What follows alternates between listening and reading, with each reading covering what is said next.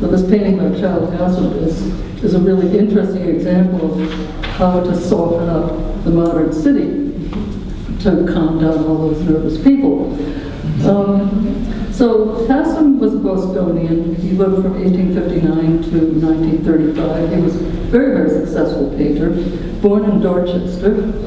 And he was quite successful as both a painter and an illustrator in the 1880s, but then he went to Paris for 3 years, from 1886 to 1889, and he became a total convert to Impressionism. You can see it all in this painting, which has the familiar high-key palette, the broken brushstroke, the sort of bright, sunny atmosphere. All of it kind of adds up to this really lovely vision of New York. It's fresh, it's sparkling, it's very elegant too, cosmopolitan. In fact, you might say, gee, it's Paris and New York.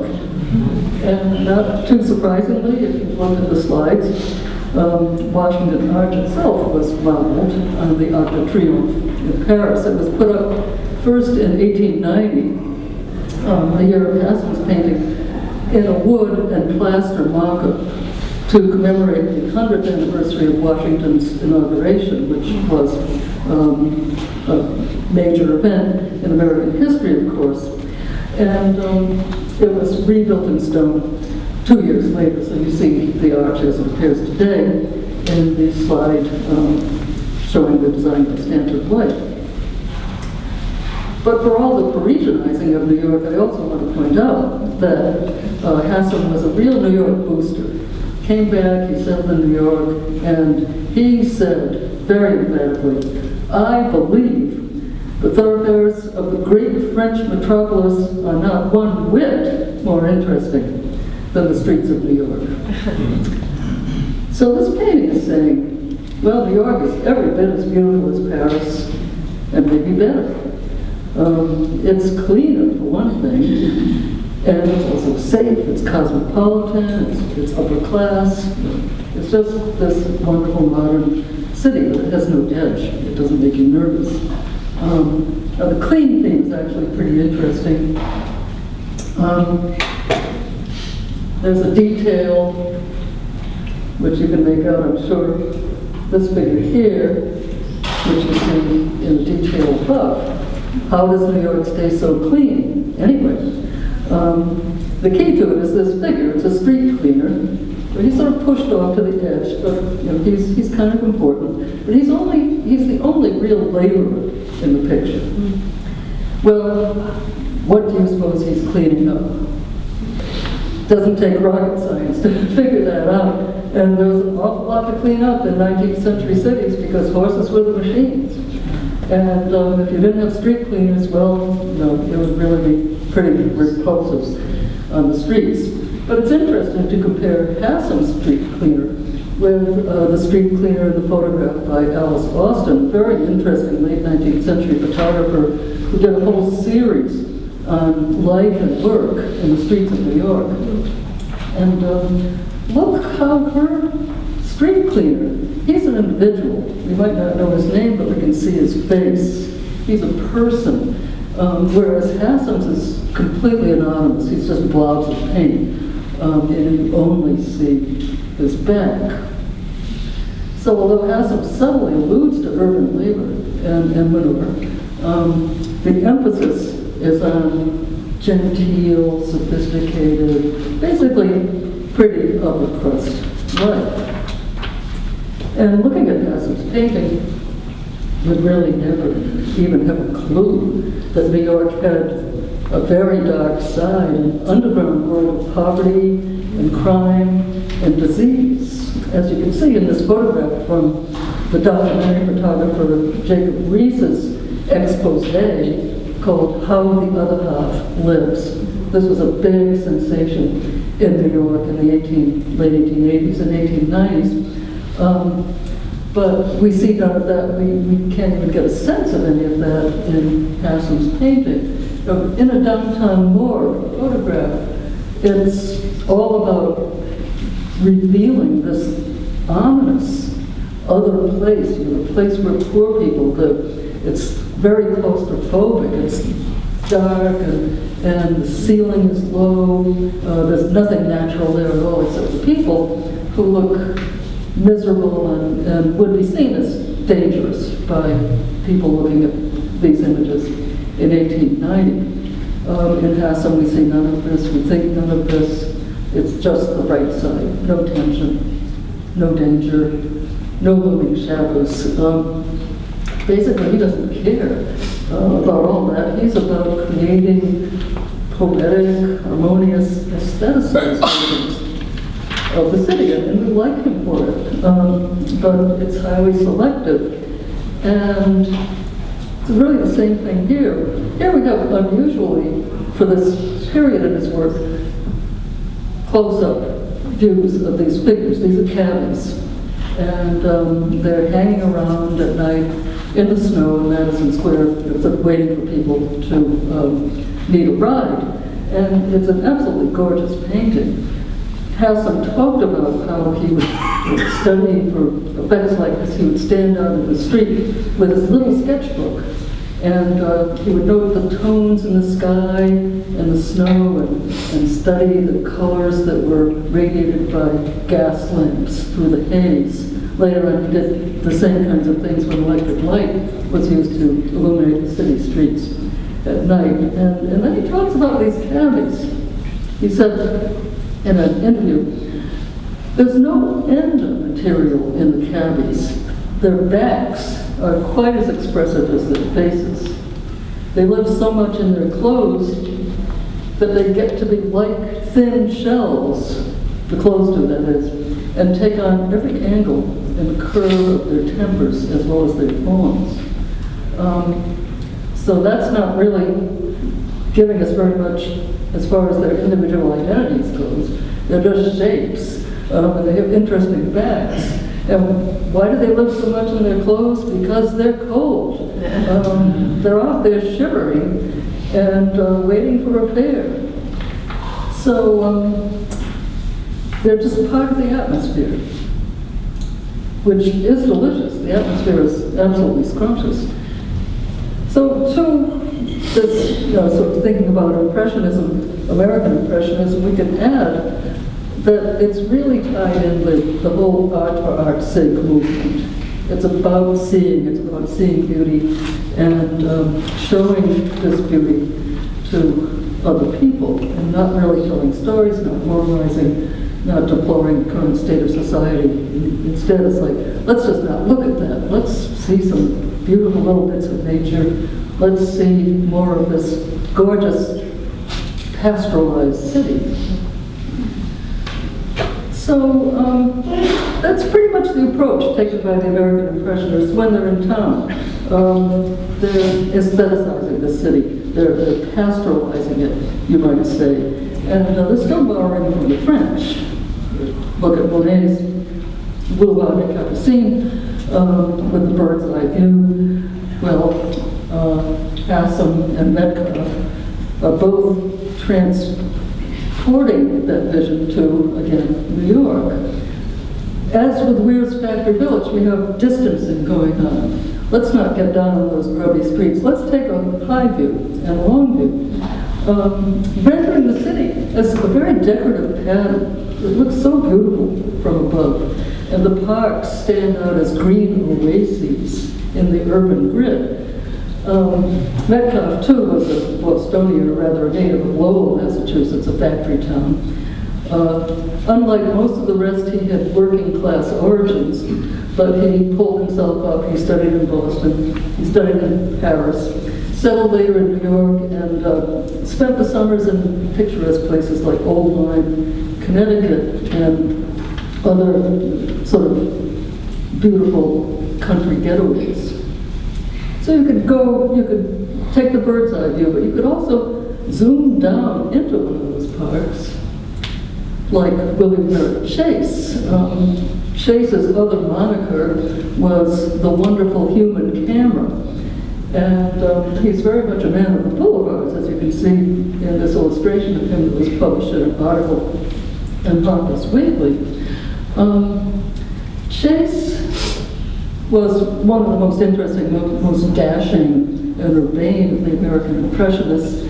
He also had studied in Munich, which gives his style a little bit of a difference from some of those who only were associated with France. He was born in Indiana in 1849. He died in 1916.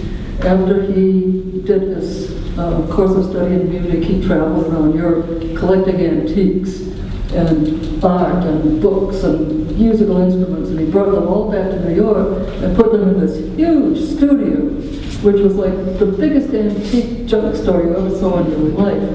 And it was a real attraction. It made him quite notable on the New York scene. He was also a wonderful, wonderful teacher who trained hundreds of artists. But looking at these paintings here, he zeroes in on Central Park, and he portrays it as this utterly modern urban landscape as something that is very, very civilized. It's safe for women to go to alone even. It's safe for children to play. So beautiful, beautiful green oasis, refreshing place in the city.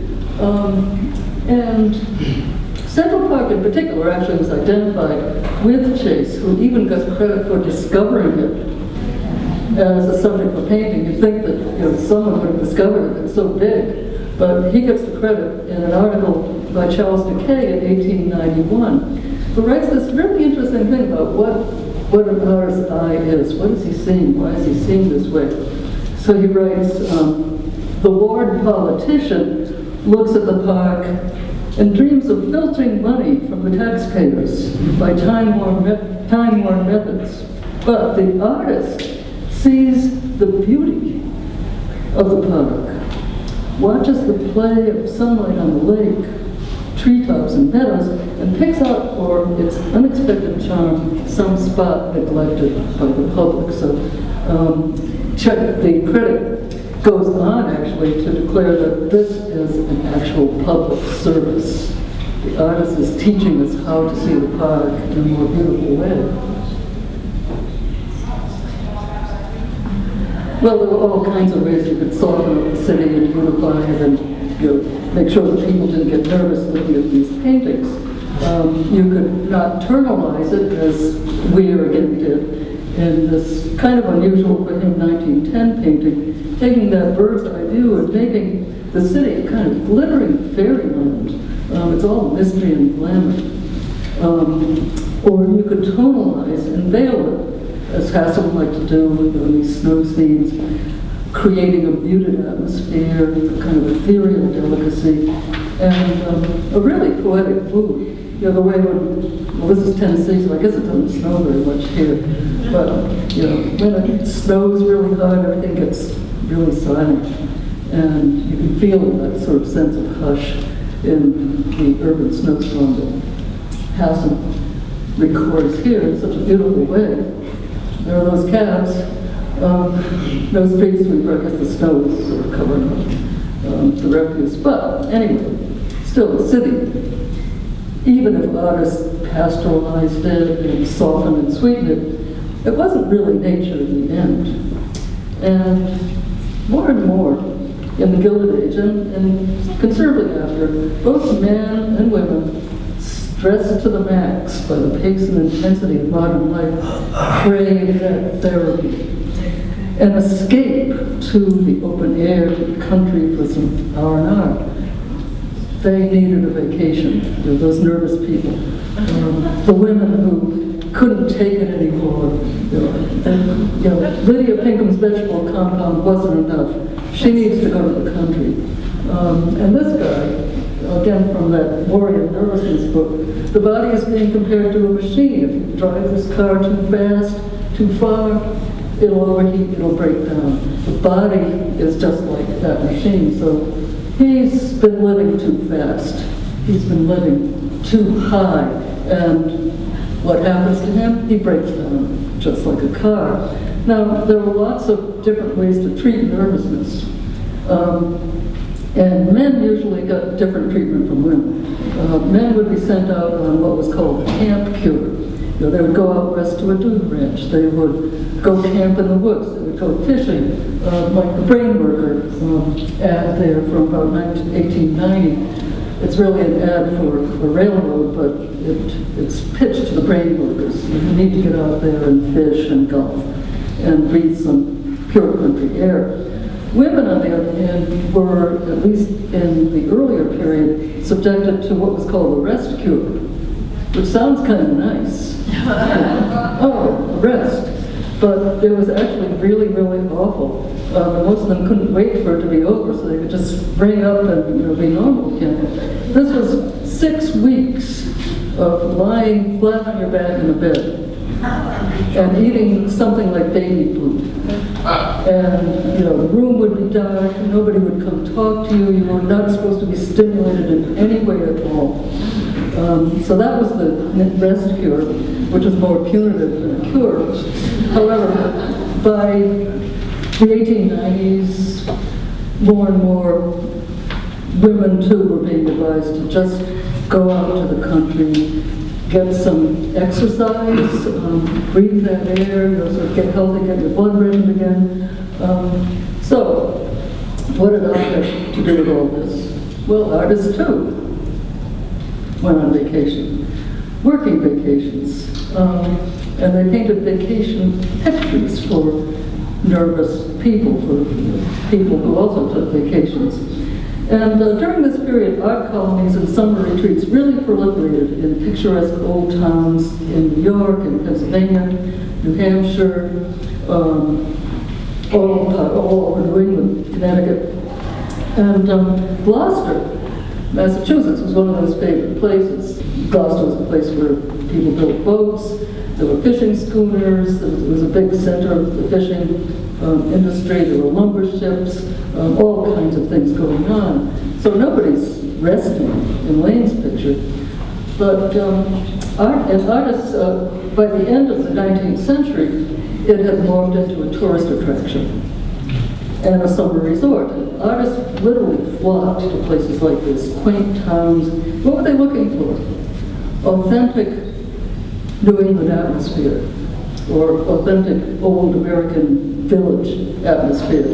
And Hassan and Metcalf, among others, both made Gloucester a port of artistic call. And you can see again the stylistic similarities between these paintings. They were very often together, getting tips from each other. High horizon line again, emphasis on the plain, bright colors, sketchy brush strokes, and very, very soothing mood. You might note the fact that in the two later paintings, nobody's working. Everything is resting. I mean, it's just floating. The boats are floating. And it's supposed to give you that kind of lovely summer and floating, relaxed mood, very peaceful. So they're kind of like a summer vacation for the eyes, you might say. But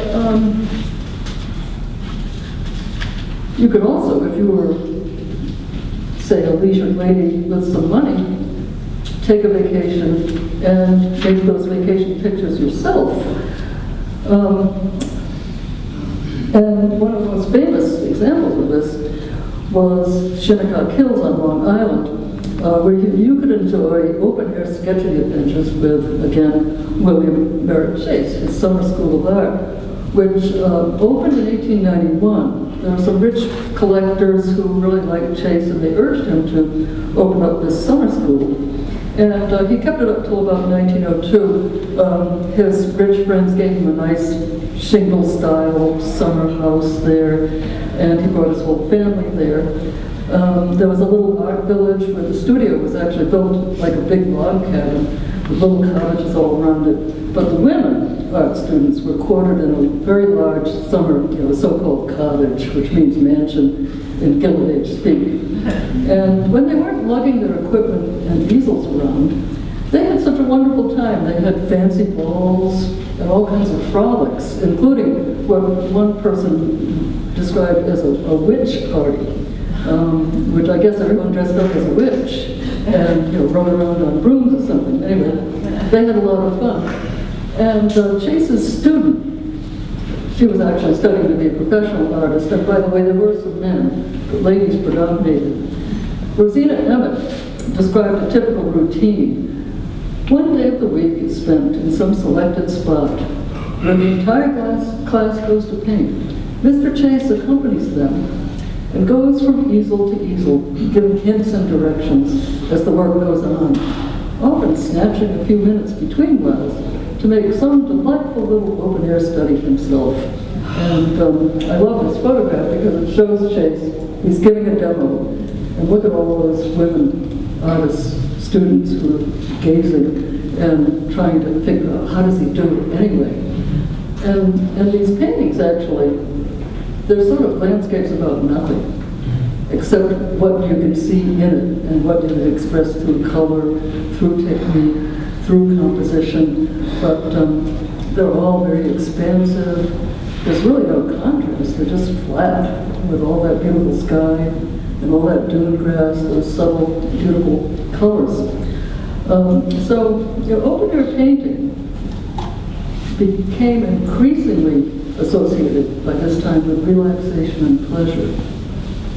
It was about fresh air, it was about wholesome and healthful activity, and more, that became the direction that American Impressionism would take. And it really spread far and wide. You get a sense of that in the show upstairs, I think, a little bit. Through the early 20th century, Impressionism took root and it diffused all across the country as the mainstream landscape painting style in America. And in so doing, it became regionalized, but also ultimately kind of academic. There's nothing radical about it anymore. It's a very conventionalized style. Everybody does it. So it becomes entrenched as, well, this is the way you paint a landscape. You take an easel, you go outdoors, you paint something spontaneously, sort of off the cuff, and that's how to do landscape. It became something that was safe, all-purpose, innocuous, pleasant, relaxing, and very, very popular. So this is kind of a quick tour of the U.S. as seen through early 20th century Impressionist eyes. Here's Connecticut. There's a painting actually a lot like this upstairs by Metcalf. Edward Renfield was one of the numerous Pennsylvania Impressionists. He specialized in snow. T.C. Steele in Indiana was the dean of the Brown County Impressionists, all these Hoosiers who flocked to Brown County, and that becomes an art colony, and they paint these lovely, stressless scenes. And all the way out in California, Maurice Brown, in 1920, there were Laguna Beach in the south and Monterey and Carmel in the north. So, in a sense, Impressionism, time stood still in Impressionist painting. And women stayed in the garden, looking all beautiful with the sun and parasols and flowers, very decorative, while real women fought for the vote and toiled in offices like the MetLife filing room, where, of course, they're being watched over by men. So as progress revved up, American Impressionism slowed down, becoming more and more conservative, retrograde, you might say, and set in a world apart, a place for retreat, relaxation, and therapy. And of course, when Hassler paints this in 1934, he's an old guy, but he's not the only Impressionist around. By that time, there are hundreds of them, thousands of them. And you'd never believe that in the same year that we had the Century of Progress exposition in Chicago, this grand sort of Flash Gordon, sort of spaceship of the future Chrysler Motors building, worlds apart. And, well, I wanted to show how long Impressionism has lived. It's still going on, as many of you, I'm sure, know. People go to these beautiful places in Oregon, Minnesota, and Maui. I wouldn't mind being in the class in Maui. plein air painting, open air painting, it can be a solitary activity or it can be a social activity. It's still very, very popular. It continues. So you could say that even now, Americans are heeding the call of the mild, but also on occasion, the wild. As in this solitary painter gazing at the Grand Tetons in Wyoming. So I guess you could say that in the course of a century, purple mania became purple placidity. And that's what's American about American Impressionism. What it did was to adapt and assimilate and in many ways domesticate French Impressionism. And as with French Impressionism, if we study American Impressionism, we'll discover that there's a lot more to it than meets the eye.